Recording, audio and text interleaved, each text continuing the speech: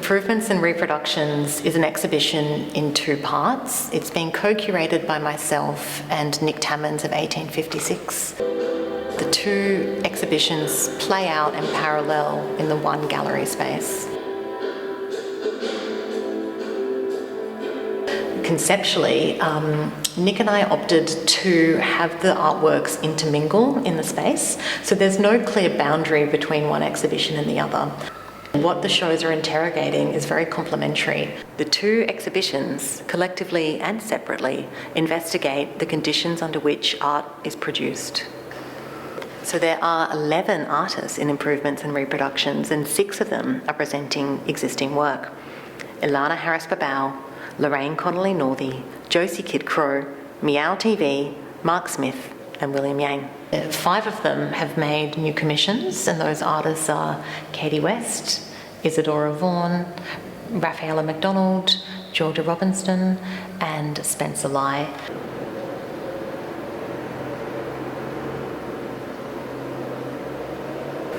The work is called Moral Inventory, and it's an assemblage piece made from foam core dolls clothing. So there's both Polly Pockets clothing and accessories, as well as handmade Barbie's clothes, or mommy-made clothes is what they call it, from like the 60s or 70s, so they're all vintage pieces. And this kind of combines a lot of things I'm interested in terms of miniaturization and then like assemblage, painting as well, which I'm kind of looking more at the moment, and installation, I guess, as well.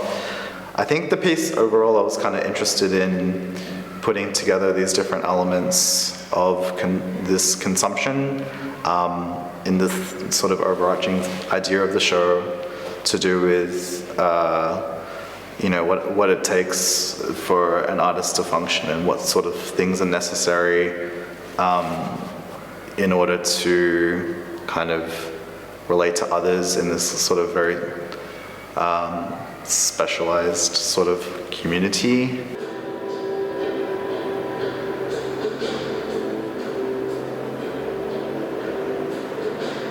The name of my work is How Blank Relates to a Pair of Pants, I'm Not Sure, which is a sort of playful title that I was interested in exploring the things that we bring into an artwork and the things that we exclude, and how in defining something you always refer to everything that is not there as well. There are 2 hanging pieces of fabric that have been treated in different ways with synthetic and natural dyes and paints, and that are collaged together with thread, that then form 2 hanging panels like a pair of pants. At the bottom of these 2 legs, panels, are a series of ornamental shoes that are actually key rings attached to the bottom of those 2 fabric panels.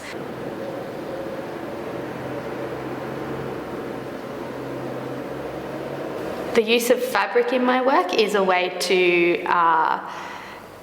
tap into a sense of the body and the way that the body is impacted upon more broadly through things like precarious work, housing, vulnerability, things that I've experienced in the past that I feel like your clothes can kind of be both a reflection of resilience, but also a kind of have been a kind of like armor or a threshold between like the world and your body.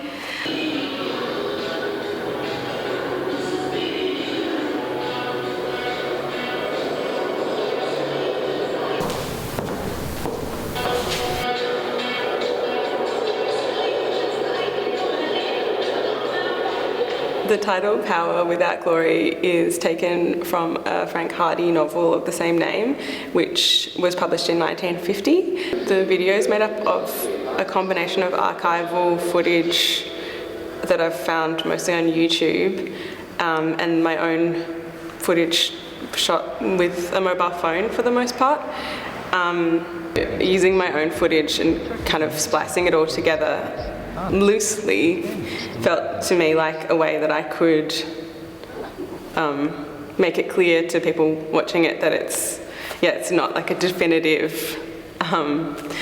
film about Collingwood or gentrification, but actually just, I guess a question or a reflection on what it means like for artists in the area to have had these improvements, reproductions.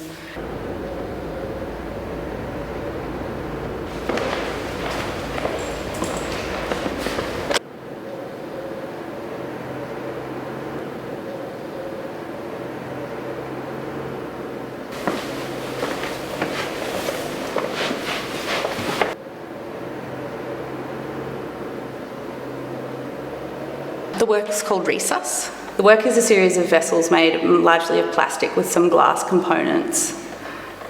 Each of them has carried water and some SCOBY, or some sort of remnant parts of SCOBY, which is the symbiotic culture of bacteria and yeast.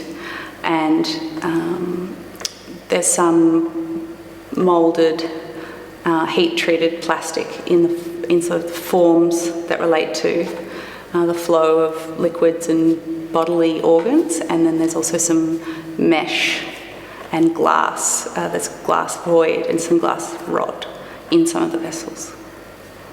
There's something about working with bacteria, and especially working with these kinds of voids and vessels, that speaks to a kind of molecular, kind of bacterial language that is about, existing and growth, and not only just like the beginning of an artwork and how can I make an artwork that might change, but like the idea of like the beginning of all life forms, or of matter.